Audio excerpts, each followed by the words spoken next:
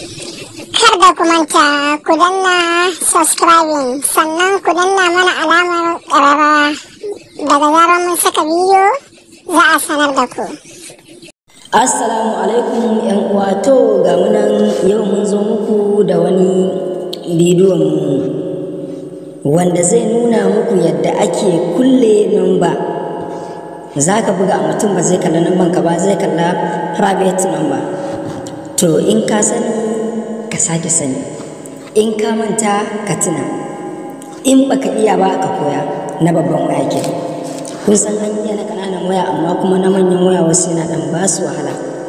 To yanzu za mu nuna yadda ake kullewa na manyan waya. To a misali wannan ita ce, ka ɗauka ita ce waya taka wacce kake amfani da ita. To sai ka shigo wajen phone naka inda kake aiki, kamar nan wajen kenan, gashi nan kowa dai ya san wajen nan ne, wajen da kake kolin naka na wayanka. To bayan ka shigo wannan fannin sai ka duba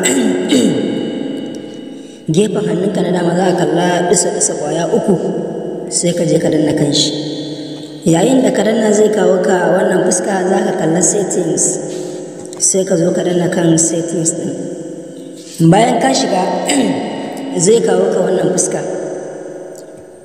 wacce kuke kallo ga ta nan, sai ka zo ka danna setting wannan calling account, sai ka shige shi. To bayan ka shiga wajen nan ya nuna ma calling account, gashi nan komai ya ce ma sim 2 ko sim 1, za ka zaɓa ga sanan guda biyu dai ya nuna ma ga sim 1 kuma ya sake nunawa ga sim 2 na. To mu muna so mu kulle na sim 2, to sai mu zo mu danna kan sim 2 kenan. Bayan ka shiga zai kawo ka wannan fuska. To bayan ka shigo sai ka zo ka danna wannan na ƙasa gaba ɗaya, additional settings, sai ka zo ka danna shi. To bayan ka shiga zai kawo ka wannan fuska, za ta ɗan yi sacin kaɗan. Wannan good ɗin in ka gan shi, idan baya good ka maida shi ya koma light blue wannan, in kuma yana good na shi shikenan, masha Allah. To sai ka zo ka danna nan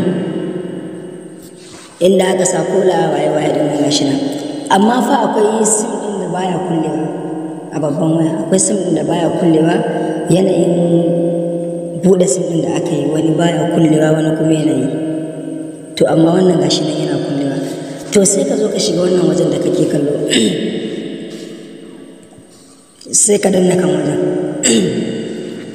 To bayan ka shiga shi ya kawo ka zaɓuka guda uku, network waye height da show number gashi nan dai.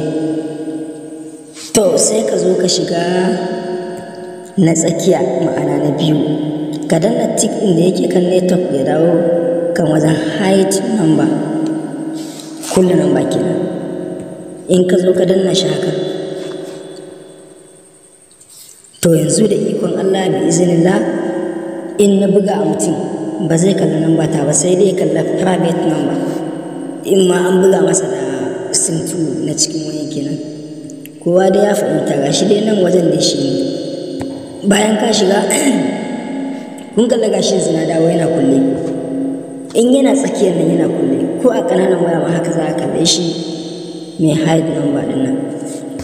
In kuma ka maida shi kan wannan, ka buɗe shi kan wannan kuma ka kulle shi gaba ɗaya all. To yanzu abin da za mu yi shi ne mun kulle, yanzu za mu gwada mu gani, za mu gwada da namban.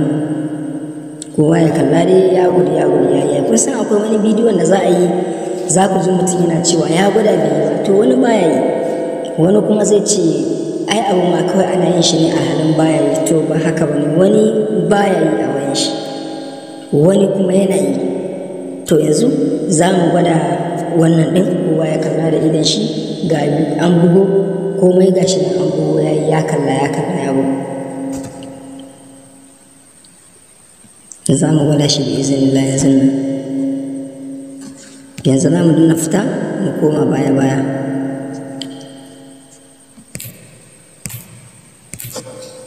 bi iznillah yanzu nan za a nuna muku, zan sa namba a wata waya in bugo kalla, zai zo namba a kulle, saboda wani in anya abu zai ce ya gwada baya yi, to gwanda a nuna din mutum ya kalla. To bi iznillah gashi nan ya zo private number ta gashi nan.